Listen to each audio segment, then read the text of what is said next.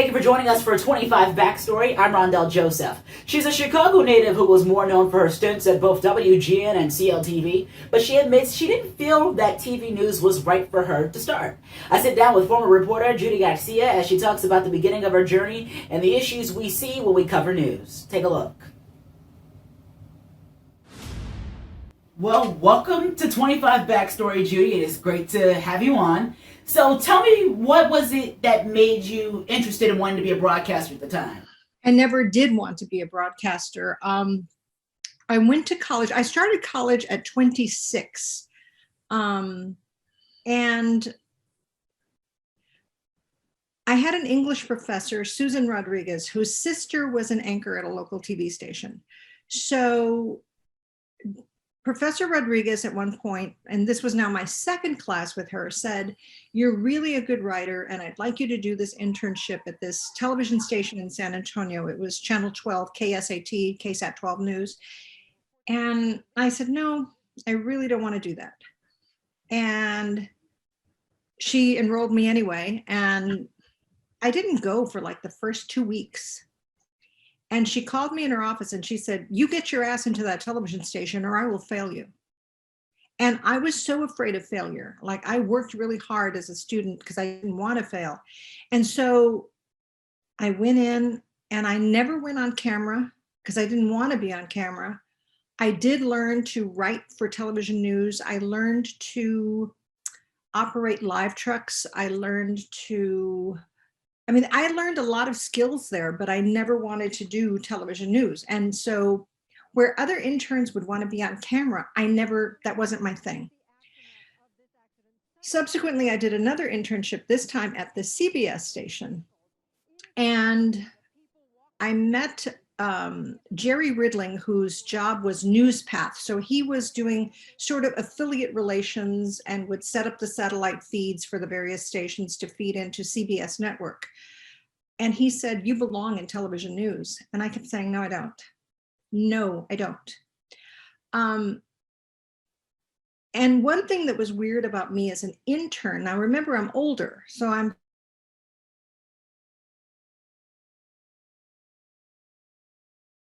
and reporters don't usually want an intern along. Like, it's the worst thing. They just don't. I confess, I had the same syndrome.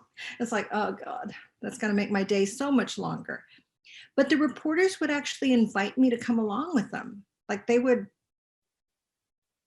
say, "I want that intern." And I thought, wow. So one day I finally asked a reporter, Kevin Lovell, who's now a general manager, a news director in El Paso at the ABC station, KVIA. Kevin said to me, "You're kidding, right?" And I said, "No. I don't know why you guys will let me tag along." And he says, "You ask questions, you're involved, and I really didn't speak TV language. Like, I didn't know what B-roll was. I didn't know. There was so much I didn't know because I was not a journalism major. I was an English major. So reporters would take me. And I graduated from college, and I was working as a paralegal in international law, because even before NAFTA, companies were franchising into Mexico, but Mexico, the legal system doesn't operate like the US. They don't operate on precedent. So if you have a contract, the contract has to stipulate every detail every single time. It makes for a lot of work. And I'm multilingual, so I was able to translate contracts. And Jerry Ridling, still 5 years later, is saying to me, "You belong in TV news." And I said, I was on the phone with him from the law office. And I said, "You know what? There was a TV station right across the street. I could see it from the window." I said, "I'm going to go pitch myself for a job at that TV station. They're going to throw me out on my ass. And then you and I will never have to have this conversation ever again." And he says, "Yes, but you have to really pitch yourself for the job. You can't do it half-heartedly." So I went back to Kevin Lovell at the CBS station in San Antonio, KENS. And I said, "Kevin, I'm going to try for this job." He goes, "Great." I said, "Really?" Like, he said, "Yeah." And he said, but you don't have any stand-ups. I didn't have anything of me on camera because I would never get in front of the camera. So he says, I tell you what we're going to do. All the stories you wrote for me, he says, it's your work. So I'm going to let you voice track those stories and we're going to shoot the stand-ups. I was like, really? He let me do that. And his boss was a well-known talent scout, Bob Rogers in San Antonio. And he kept telling me, you belong in TV news. And I thought, I just don't see it. Like I go into the station, KMOL, now the NBC station in San Antonio. And I took a writing test and they said my writing was excellent, but they wanted to see what I could do on camera. They sent me, without me knowing anything, they send me to an animal shelter with a photographer and we're shooting the animal. I'm thinking, I'm like, what the hell am I going to do with this? And I'm overhearing how they're doing, right. It's like, what the hell? I'm overhearing how they're interviewing people. And it's like, we need to check with your roommate. We need to check with your landlord. I'm thinking, we need to run a credit check. I thought. So I asked the woman, why do you do this? And I interviewed her. And she said, this is a lifelong pairing. We want to make sure these animals end up in a good home. It's a no-kill shelter. So we want to know that the animal's going to be in a safe place, that everybody's on board. And I put together this story and I ran a 45-second soundbite in the story. And the news director, Ron Herrig at KMOL in San Antonio, said, why did you run a 45-second soundbite? And I said, well, one, we covered it with video of the animals. Two, she told a really good story. And three, I thought it would be arrogant of me to suggest that I could tell it better than she could. And so I let her talk. And he said, that is the only acceptable answer. He said, because a 45-second soundbite in television news is unheard of, and you will never do that again. I don't have a job for you, but I will let you freelance here 2 or 3 days a week. He said, because I see potential in you. God bless him. I mean, and I did, while still working as a paralegal. So I didn't plan for a career in television news. I didn't study for a career in television news. I got hired in San Antonio, left there and went to Market 152, Midland, Odessa, to work for KWES TV to begin to learn television news at a salary of $14,000 a year. And I worked my ass off for $14,000. So let's fast track to the mid-90s. Now, you have been a reporter at 3 out of the 5 major on-air stations in Chicago. What was it like as you were at ABC 7 as a start, later on at CBS 2, then later at WGN? CBS 2 was so brief, and I'll tell you how that came about. So I'm at ABC. So I get hired out of San Jose to come anchor and report at ABC 7. My hometown, Chicago. I was born there. I was there till about 11 years old and went to San Antonio after that. So for me, it was returning home. I loved it. ABC 7 was a great place, but it's a meat grinder. It is, and I knew that, for example, Dick Johnson, God rest his soul, loved being on camera. That was his thing. That was his, me, not so much. Producers would give me breaking news stories and I would do it like on the anchor desk. And Dick would say, well, why don't they give them to me? And I'd say, well, take them. And he'd say, and see, you don't even care. I said, it's not that I don't care. It's just that. And I used to get in trouble because on live shots, I would do intros that were like 10 seconds long, right? I would be in a live location and I didn't feel the need to say, here I am. And Andy Shaw would do a 1.5-minute intro and they're screaming at him, get to the video, get to the video, get to the video. So I just wasn't wired that way, I guess. I leave ABC7 in 2001. Yeah. And I was taking time, traveling, doing whatever. I ran into Kim Vadas from NBC5 on Clark Street.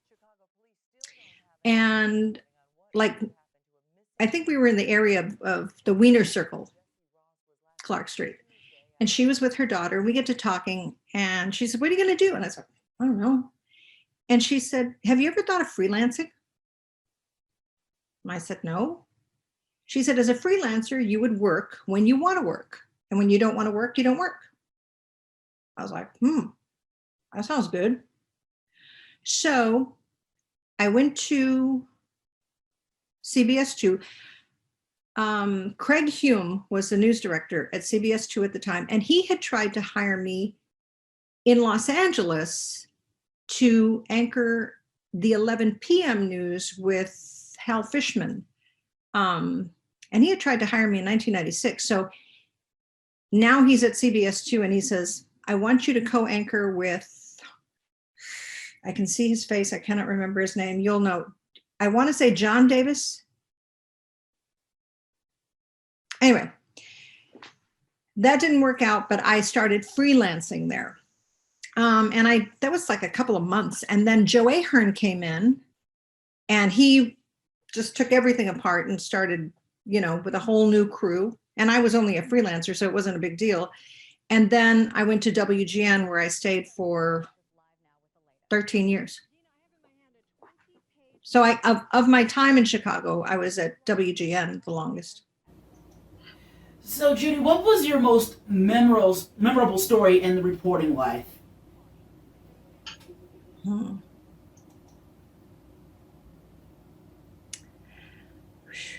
have to think about that. My most memorable. I go back, I know this is going to sound crazy, but it's the truth. The story that touched my heart first as a reporter and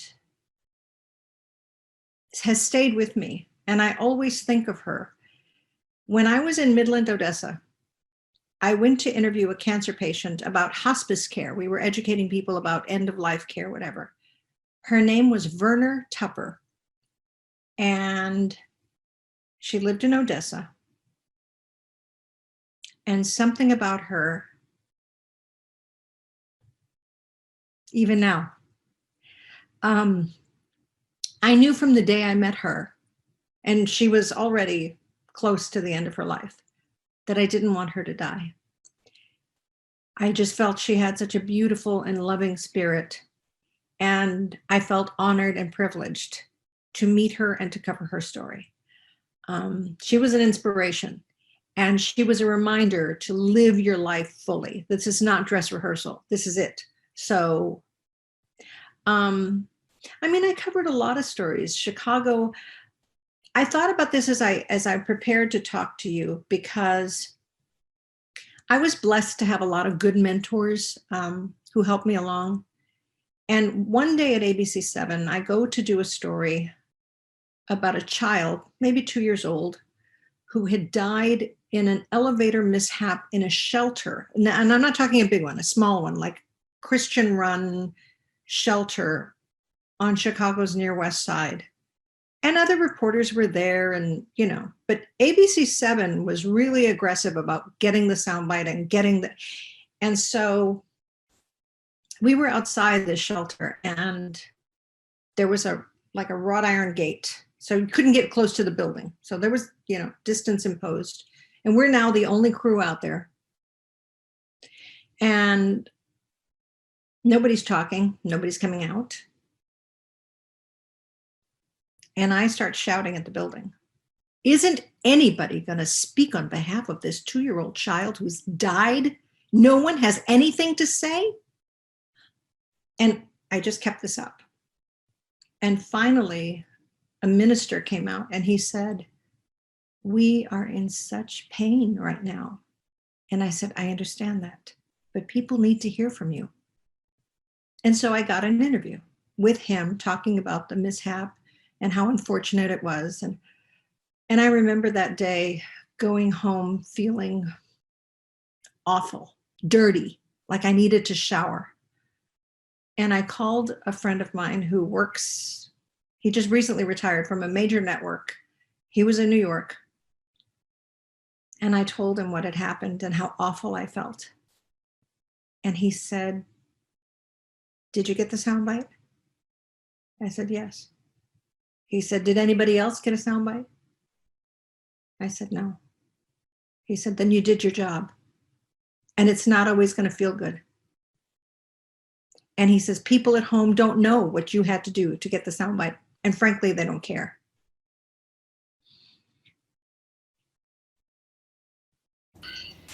So in the process, while you were at GN, you were also anchoring downstairs at CLTV, of course. Well, so that's the weird thing. Like, I'm trying to think all these names I have to remember. CLTV had actually interviewed me when they were still out in Oak Brook. And I remember the news director saying to me, because I didn't understand really what CLTV was. And the joke was it's children learning television. But I didn't understand that it was an arm of WGN. There was a whole lot I didn't get about it. You've never heard that? No. Well, listen, I didn't know what that was. And I didn't know. So the news director said, you're going to have to mentor and help and, and okay, well, and I didn't end up going out there. But when they merged the two, Greg Caputo called me in and said, "Would you be interested in anchoring CLTV?" Because a lot of the people, I won't say names, but there were some on-air people who felt that they didn't want to do that because it was a step down, right? So Greg calls me in.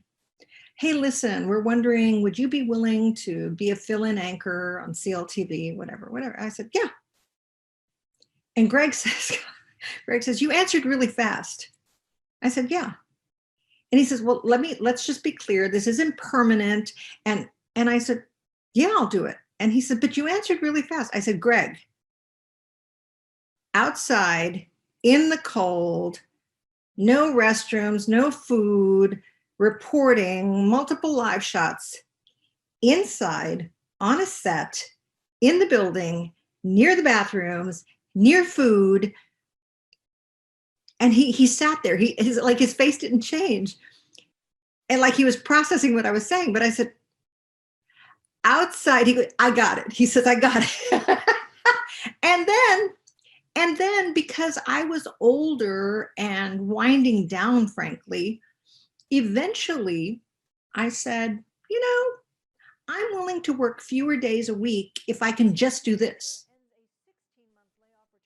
And when a feature comes up that I want to do, if you'll let me go do the feature, it was like a great win-win. Let me offer you that job. You're going to come inside, anchor a show. It's recorded, so God forbid you screw up, you can do it again. When there's live news, it's live news, obviously, but I could do that. That wasn't a problem. And if there's a story that touches your heart, that you feel passionately about, you can go do that too. Yeah, sign me up. In a heartbeat, no question. Yeah. Oh, by the way, the Chicago Mounted Police story, the horses story, still one that touches my heart. I met the Marquez family when Donald Marquez, police officer Donald Marquez, died in the line of duty. He had gone to serve a warrant on someone he knew well, and he knew the man was afraid of police and had issues. So he takes off all his gear and he goes to the door, and the man fires through the door. And it was okay. I took his dad and his sister to meet the horse that is named for him. Right after the horse had just joined, the horse runs in circles in the pen and comes back to the father and keeps coming back to the father and keeps coming back to the father with a tear down his face. The horse, not the man. Look it up online. That's real. So you've also done cameos in certain films and TV shows. What was it like going from the norm to Hollywood hit shows and movies? Okay, so Showtime has a show that just wrapped called Shameless. And in the summer of 2016, I was getting ready to leave Chicago Television News.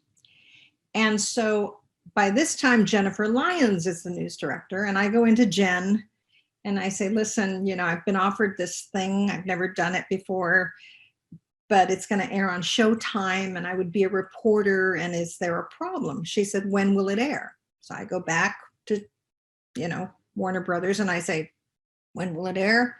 And they give me a date. And I said, oh, this. And she says, if you're already off the air, I have no issue. Oh, okay, perfect. So they give me the script. And I thought, this is not anything a Chicago news reporter would say. I mean, I didn't want to say it. I understood what was happening in the storyline, but a couple of things. Emmy Rossum, this was her first time directing an episode of Shameless. She was a long-time actress. She played Fiona Gallagher. That was one. Two, Sally Field has a younger sister who was a producer on the show. And I come in and I say to this producer, I don't think this is something a reporter would say.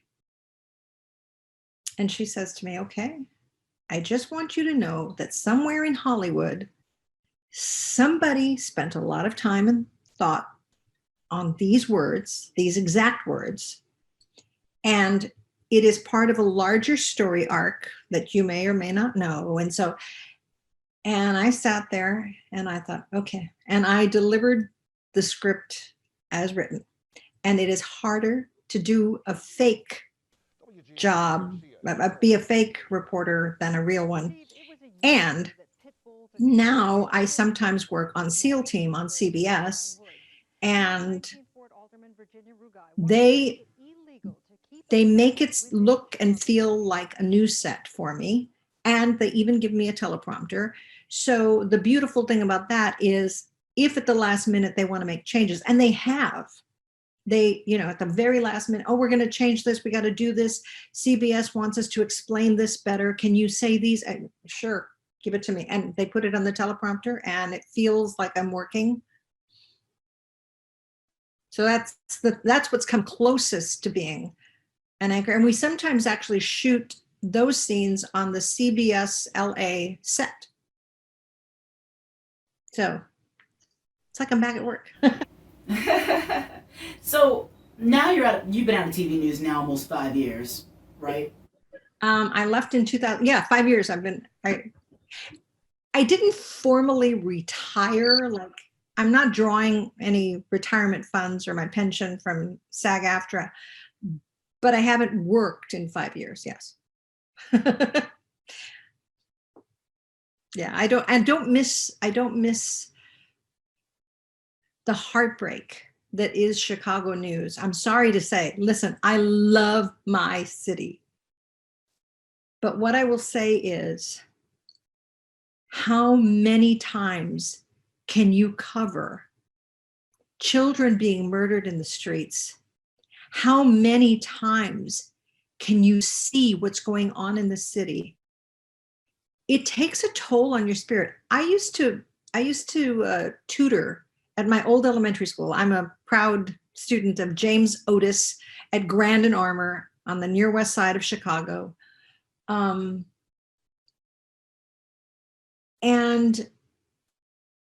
I would also do like charity events, and people would say, oh, that's so great that you come to be with us. And I would say, do you understand that I need to be reminded that there are good people doing good things in this city? It feeds my soul. And I need that, because I don't care who you are, covering the deaths of innocent children. Now, if two adults get in a fight and something goes ski-wampus and one hurts the other or one kills the other, those were two adults having whatever. But a baby getting killed or beaten, or it's like, what could a child possibly do ever? So I'm just telling you, I don't miss that daily grind of the murder du jour. I miss my colleagues. We still get together. We see each other. I'm blessed to have long-term friendships with people I respect and admire and have been in the trenches with, and that forges deep bonds. But I do not miss at all, ever, having to talk about the latest murder du jour. I'll give you a story. You're not even asking me, but I'll just tell you.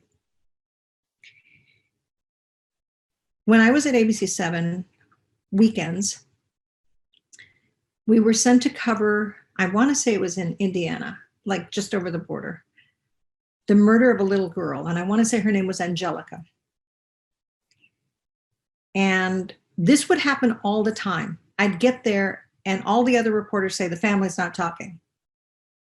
And I'm thinking, the family's not talking to you.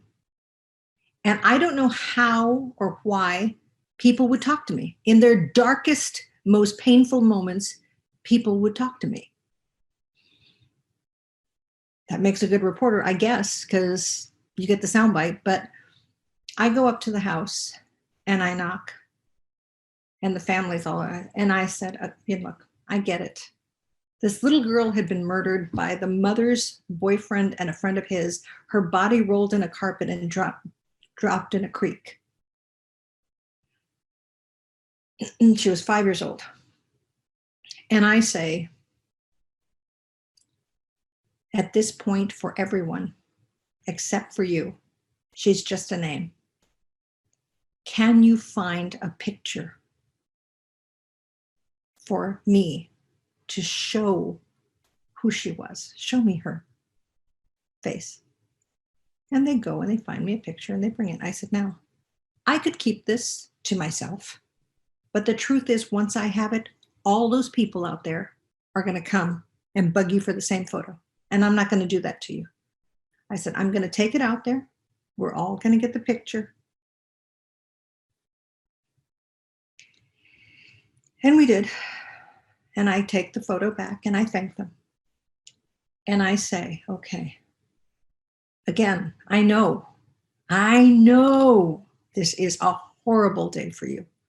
I cannot begin to imagine losing a 5-year-old kid. Is there someone from the family who can come to talk to us about who she was so that we, the public, can understand why this is such a great loss? Something like that. I'm obviously, I don't remember my exact words. Mama hears me inside the house. And Mama says, I'll talk to Judie Garcia. And she comes out. But now I know that everybody's going to want to talk to her, right? I can't protect her from this. And I say to her, come to the fence. And it was a chain link fence. I said, come to the fence and talk to us so that everybody. So sure enough, here comes Mama. And I asked her to describe for us who her little girl was. And she told us. And I remember her saying she loved to sing and she loved to dance. And she said, unlike most kids, she really got along with her brother. Like they were friends. And I'm not going to say the name of the reporter who asked the second question, but I will never forget it for as long as I live. That reporter then asks, well, what do you say to your boyfriend now? And I thought, I fed you to these wolves, Mom. and I am so sorry. She sobs, she turns, she goes away. So we had one answer from the mother and the photo of the child with which to do this story. And do you think I miss days like that? No, I do not. Do you have any advice for any future journalists as much as time is changing? You know, I had the luxury of never being an MMA. I never had to shoot video. I never had to schlep equipment. I've carried my share of tripods just to help the photographer. Personally, I was asked to do those things by various TV stations, and I said no. And the reason I said no is this. I think, this is my opinion, I don't know because I've never done it, but my opinion is that you cannot do 2, 3, 4 things well. You can't. So photographers shoot and they think visually, and they're trying to get the best images to tell the story, and they can focus on that. And it really is a collaborative effort. I remembered covering a soccer player who died, 14 years old. She dropped dead on the soccer field at her school. And I was at ABC 7 and we go to cover the thing. And I asked my photographer, who's still there, Casey Klaus, what's the best shot you have? And he says, oh God. He said, a flag at half staff in the wind at a high school. I was like, wow. And that's how I began the piece. Because Casey could focus on those small details, I didn't have to worry about that. And I could focus on the telling of the story, right? I covered when Officer Francis died, he was killed outside of Area 3 police headquarters at Belmont and Western. We were going to cover the funeral. And I took one of our best photographers. We called him the new Fellini because he was so good. And because they asked me which photographer, I said, and you know, he's kind of looking at me funny. I said, look, I know I'm taking a Ferrari to sit in traffic. I got that. But the reason I'm taking the Ferrari is because whatever shots we get are going to have to be powerful because it's all I'm going to have. I'm not going to get in the funeral home. I'm not going to talk to the widow. What am I going to get? He got the most beautiful shots of police officers and firefighters walking in, and you could see their shoulders and their badges. I mean, their patches and their badges and their, oh God, he made that thing sing. We got nothing. I called then Lieutenant Governor Pat Quinn. Hey, listen, I'm at this funeral and I'm not going to get a damn thing. And I know you come to all of these. So I just tell me what time you're getting here because I need to get an interview with you about Officer Francis. He came, he gave me an interview. We got a couple of it. Because that Area 3 is right by WGN, a lot of those officers knew us because they used to stop in to use our bathrooms or our cafeteria or whatever. So we had people in there who came out and then described for me what the scene was inside. Okay, great, got that. So, right now, I cannot possibly do all those details and shoot great video. That's my personal opinion. I've never tried it. And for the record, people have asked me this question. Is it harder to do your job, to be a journalist, to be on camera as a person of color? My perception is yes. But the truth is I've never done it as a white person, so I don't really know. In the same way, I don't see how a journalist can focus fully on the story when you're worried about all the other elements. I don't see it. There may be some stellar person who can do it all. I don't think so. So I would say, if you're wanting to do broadcast journalism, what I looked for, because remember, I started in San Antonio, but I knew I didn't know what I was doing. So I went to market 152. What I looked for, because the interview is not one way. They're not just interviewing me. I'm interviewing them. What are you going to give me? Are you going to move me to the next level? I looked for a station with a good looking on-air product that did a lot of live shots, because I had never done a live shot. When I was offered my first live shot in San Antonio, I said no. They said, you're going to go live. I said no, I don't know how. A friend showed me how to do a live shot on a cocktail napkin. Anchor lead in, reporter lead in, video, wrap it up, possible question at the end. I was like, that's a live shot? I still have that napkin. That's a live shot? He said, yeah. I was like, oh, I still didn't do it. So I looked for a place that did a lot of live shots, good looking set, that had consultants, because then somebody was going to give me feedback about what I was doing. I was there a year and a half, and I got the main anchor job at the NBC station in San Jose, California, for Market 152. And I got signed by the William Morris Agency out of New York. So you tell me whether I made a good move. Going down market sizes, I went over 130, 140 market sizes down to go learn my craft.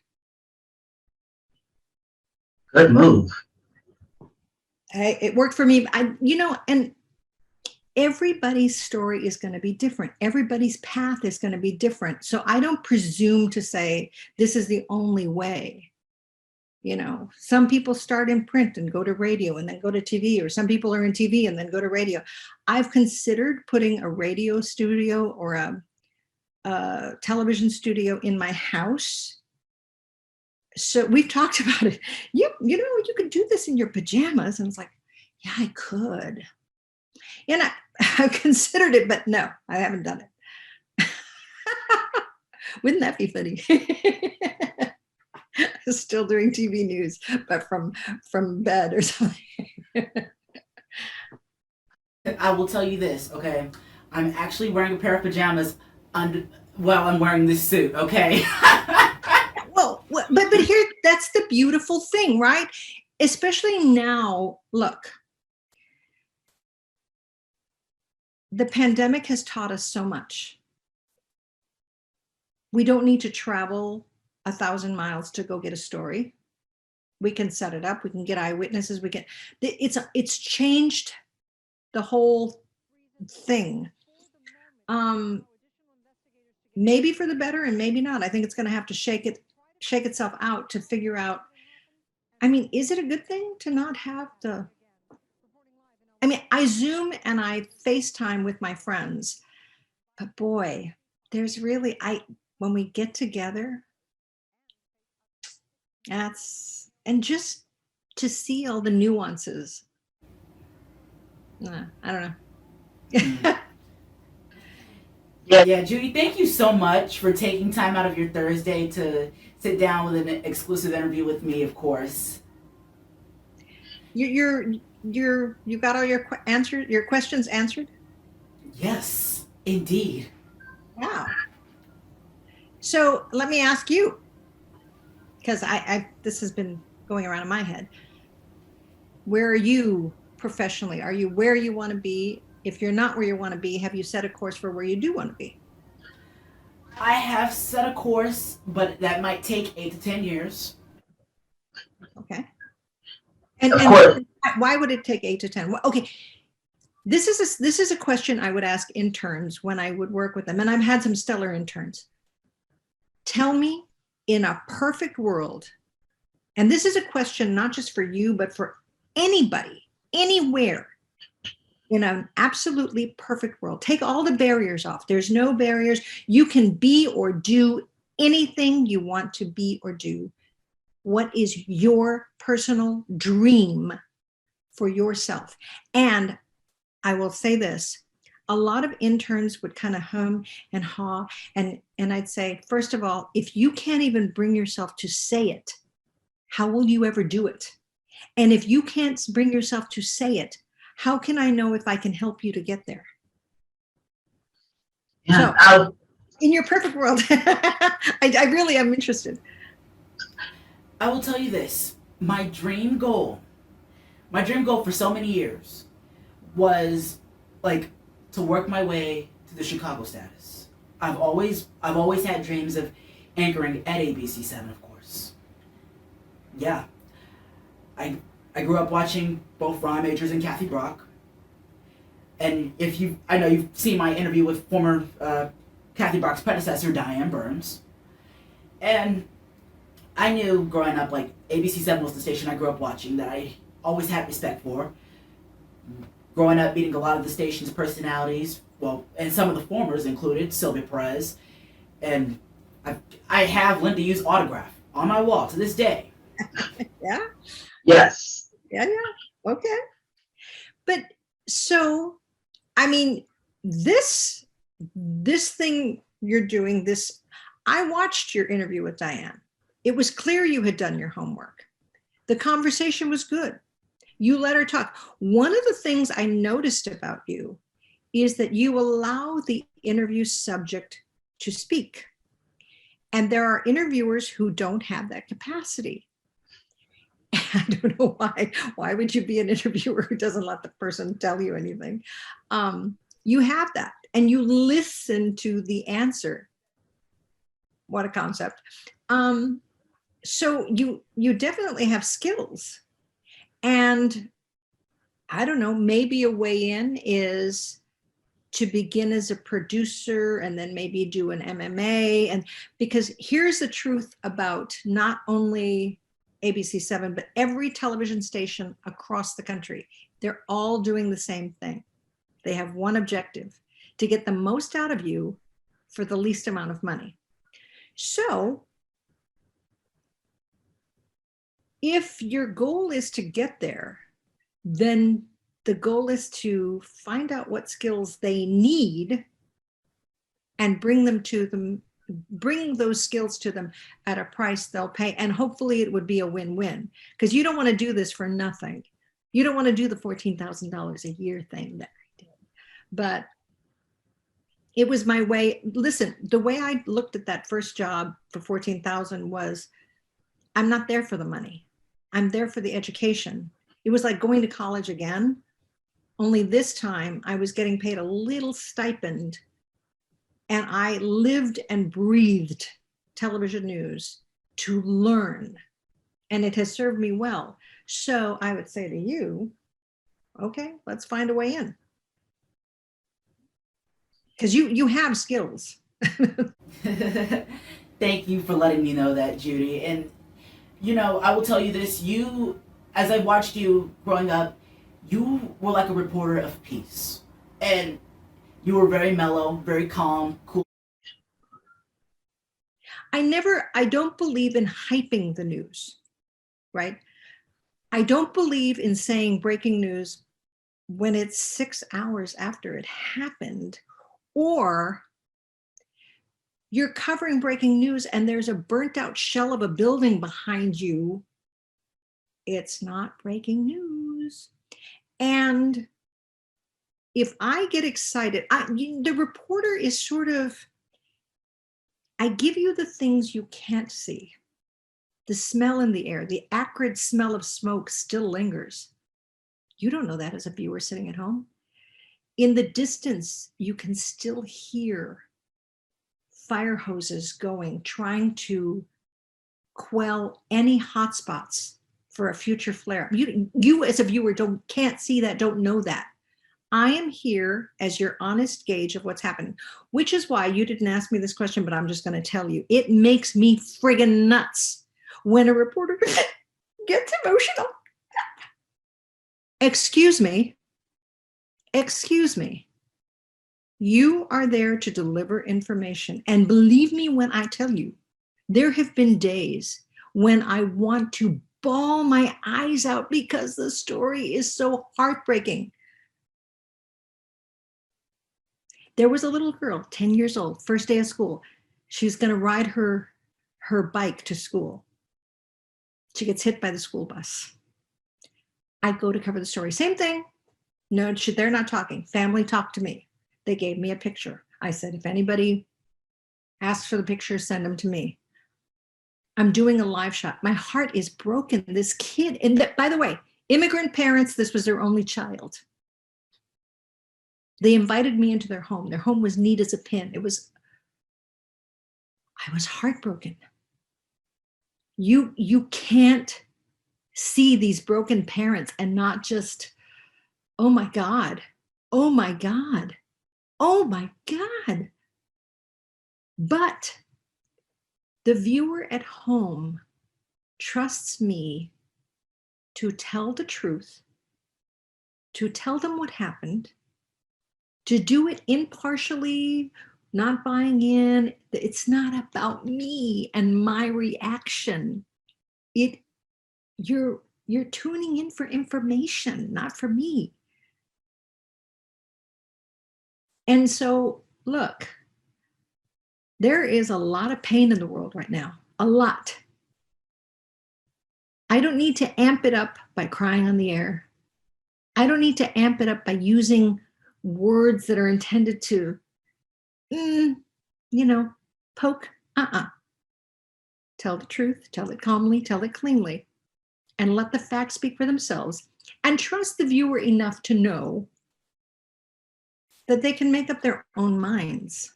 I am not going to pre-digest your news for you and feed you opinion as news. My mother used to say television news, she'd say it in Spanish. My mother was fully bilingual, spoke better English than I do. Let me be clear about that. But my mom would say, television news, parece que me quieren dar a tole con el dedo. It's like they want to feed me oatmeal like this. They give you, and television news, that's what we do. We give you a little snippet. And now newspapers have gone the way of television news instead of television news going the way of newspapers and giving you more expansive coverage. I could talk your ear off, sorry. You are not talking my ear off at all. You're doing just fine. Half the people who I interview, they'll even answer the question before I even ask them.